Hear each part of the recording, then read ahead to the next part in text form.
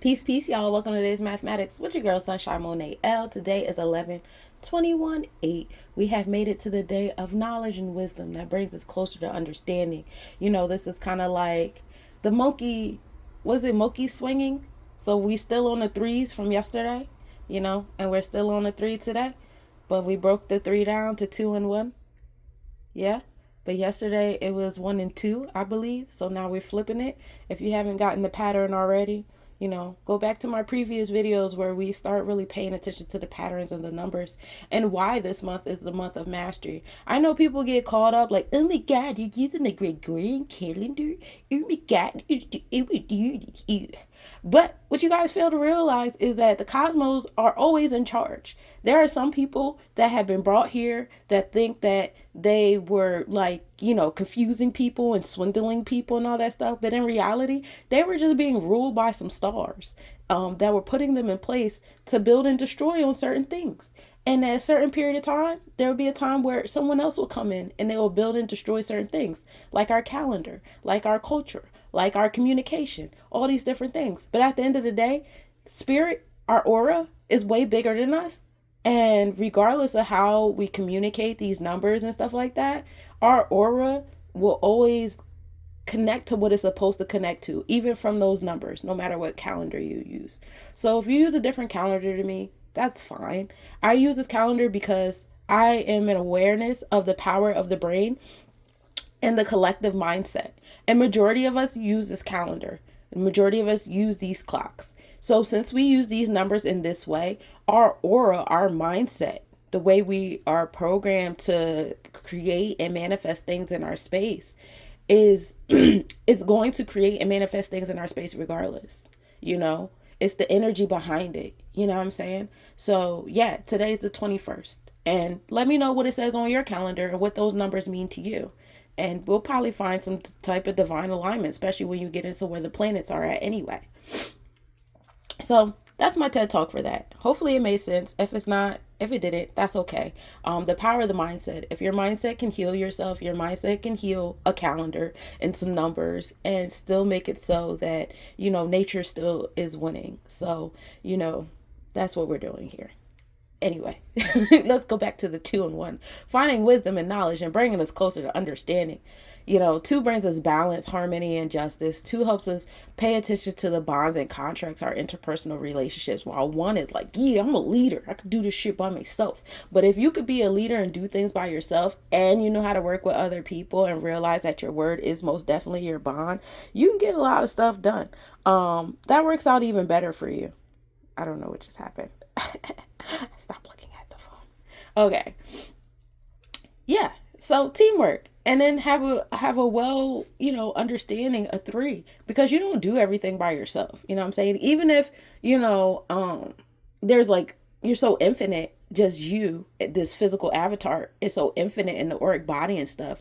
Even if you thought you were just doing stuff right here, you're not. You have an idea, you put it in the cosmos, and it makes energy and it makes other people do certain things that they have to do in order for you to be able to do what you have to do. So even in that moment, you're still not doing things by yourself. So a level of understanding of that is key. It also brings some really good patience, and we love patience because now you realize how many stars have to align for your star to get in that space that it needs to be in. Be patient, be present. The expanding abundance is most definitely coming. We're going to take that three, we're going to master it, right? With everything I just said. And so when we master, it brings us to one and four. So now we have that intellect on our foundation. We have the Keters on our foundation. We're taking initiative. We're taking that cardinal step into, giving mercy, being in alignment with law, justice, truth, and righteousness, because the four Sephiroth is Chesed, it is Mayat, it is that law, justice, and truth. And so now we have more intellect on that, what the truth is and what righteousness is and what's moving right and what's in a delusion, and when are you being manipulated versus when you're being the manipulator, and when your heart is light as a feather, and the some things in the subconscious, and the things that are hidden, and the things that are in your Akashic records, and the things that you have to ground and close your eyes and sit in the dark for, all that stuff. We're getting intellect in those spaces. We're, because now we have a newfound understanding of what elements were brought together for that four to even exist next to that one. And that helps us with the five, which is walking in the power of our truth. Five is Hera Kahuti. Five is the celestial enforcer. Now we're getting into this Mars energy of, what you want, dope. You know what I'm saying? Because we have this understanding of how we created this foundation, we now have a connection to this foundation. Now we want to protect it. Now we want to enforce it in our space. Now you can't play in my face because like I really built this shit. You know what I'm saying? I know everything about it. So 5 also deals with Leo energy, being confident, courageous, and creative. We can fall into the Tippereth with that. All Sephiroths lead back to the Tippereth. 5 is ruled by the sun. To get to God, you got to go through the sun. So, we're moving with our heart in space and our solar plexus chakra. We're moving with that fire energy. We love it here. So we're going to take that fire 5 and we're going to put it into the year of 8. Everything we do, we're going to conceive with it in this year of 8, the year of Sebek, the year of nickel, and the alchemic year. This is the year of building and destroying transformations. This is the year of Oya, which is the storms ruling over the elders, the marketplace, and the witches. Not just the good witches, the evil witches too. A lot of witchery shit coming out, cults and people doing magic and the religions and this, that, and the third. What are some people's magical practices and all that? All that shit is coming out because this year 8 is being brought to us by Mayat 2024. Wisdom in your cipher, wisdom in your foundation. But 2 deals with Mayat. 4 is Chesed, which is the Sephiroth of Mayat. So all the celestial Sebek energy, the building and destroying, the transformations, the currencies, the storms, because Oya rules over the winds and the storms.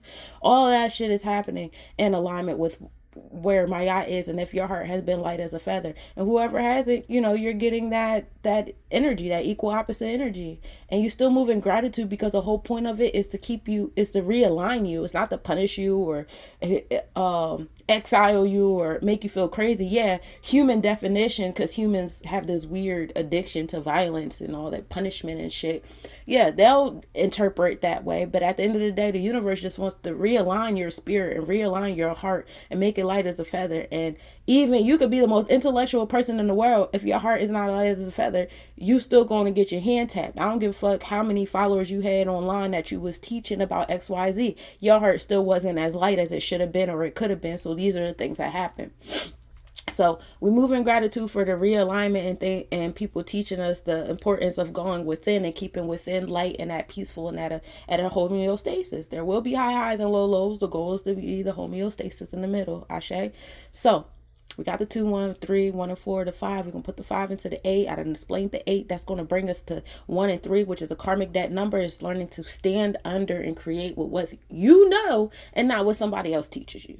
We had a really dope, so we've been reading Metu Netter in the book club, and it was a really dope question. What's the difference between spiritual knowledge and book knowledge? And the thing with the book knowledge is what makes 13 a karmic debt number, because the moon has 13 phases, right? And that's when we come into the spiritual knowledge. When we come into the spiritual knowledge, we realize that the moon controls the waters in our body, and we are predominantly water. The nature, space, everything is predominantly water, right? We're just different levels of water.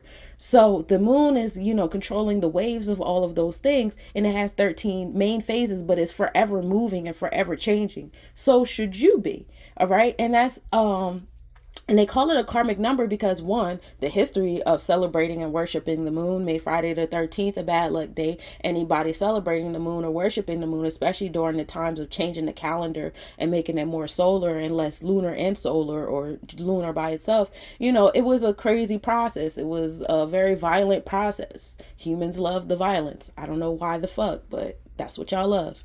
Anyway. So that became, a bad number to stand under. And also it moves us away from the man-made life that requires a certain level of stability that our natural life does not allow. Our natural life, we are always moving, always growing, always changing our minds, always finding curiosity in new people, places, things, situations, and ideas. But the man-made life with stability, with adulthood, what maturity is you have to be the same. You have to be with the same husband. You have to have the same job. You have to be in the same house. You have to have the same car. Everything must always be the same. And the longer it is the same, the more mature you are, or some shit like that. I don't fucking know. But, once you come more into the space of we're moving, we're always moving, always growing, always flowing, you'll be more in tune with the 13, and it'll become less like a karmic debt number and more like, oh, This is the number of nature. We're moving. And so ultimately it brings us to a 4. What knowledge are you standing under? Are you standing under what other people, places, things, situations are teaching you and indoctrinating you and training you with? Or are you standing under your own? You know what I'm saying? Which it's okay if it's always moving and changing. That doesn't make you immature, doesn't make you hopeless, helpless, childish, or any of those things. So keeping those in mind when you are always changing. Shit, you got a progressive chart. A lot of y'all want to stay on y'all natal chart forever. But have you even bothered to look at your progressive charts? Like, you guys are always moving. You're always growing. The people, places, things, and situations around you are too. So like learning to embrace change, learning how to flow with it and be comfortable with it instead of always trying to keep things the same, especially from a heavy earth energies. This will help you better on creating your 4 today. I know 4 is a very stable, reliable, dependable number, but today 4 needs to learn how to be the 1 and 3, how to be flowing, how to be changing, how to have phases, how to, just move. Just move. Just go with the flow, So that's what I got for you today. Today's a great day for my 4s and 8s to learn a little bit more adaptability and flexibility. Today is a great day for my 3s and my 5s to get a little bit more stable in your space. Y'all be moving and flowing a little too much. All right, so let's get into what's astronomically happening. I went heavy in the numbers today because there wasn't much happening in the cosmos on this day of 4. But we start off with the day with the 70% waning gibbous moon rising at 10:22 p.m. and setting at 12:18 p.m. We're in the second house of priorities, sense of value, wealth, facets of love and business. Tropically speaking, we're in Leo, so we are on that 5. We are in that energy of being confident, courageous, and creative. And our energy exchanges, we are in that Cancer energy on that 4, the foundation of things.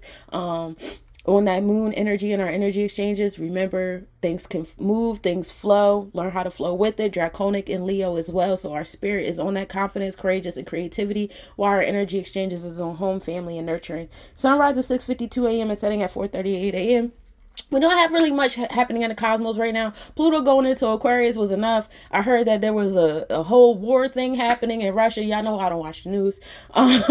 But someone had brought it to my attention. And so, Pluto in Aquarius is beginning. I don't know what it's going to look like. I know a lot of people have their premonitions and their dreams and this, that, and the third. And I say, just be mindful of your thoughts. Be mindful of your collective thoughts. Be mindful of the thoughts that the internet is trying to invoke out of you guys collectively, and be responsible. If you know that your mindset is your power and everything starts with the thought and all those different things, then move like it. Don't let something that you see on television or something that you read or something, whatever, control your mindset, especially if you're a very powerful being. If you know you're a very powerful being and you walk around calling yourself a deity, a god, a goddess, this, that, and the third, be mindful of what you feed your brain. Be mindful of the information that you regurgitate, because you are more powerful into letting it happen or creating it to happen, especially if you have a lot of people following behind you, repeating the things that you say. So, there's a big responsibility in what you do. I think you guys have the capacity to be way more responsible what you give your energy to. And just know everything starts with the thought. So enjoy that on this day of knowledge and wisdom that brings us to understanding. That's bringing us to the foundation of all things. Ashe. Peace, peace, y'all.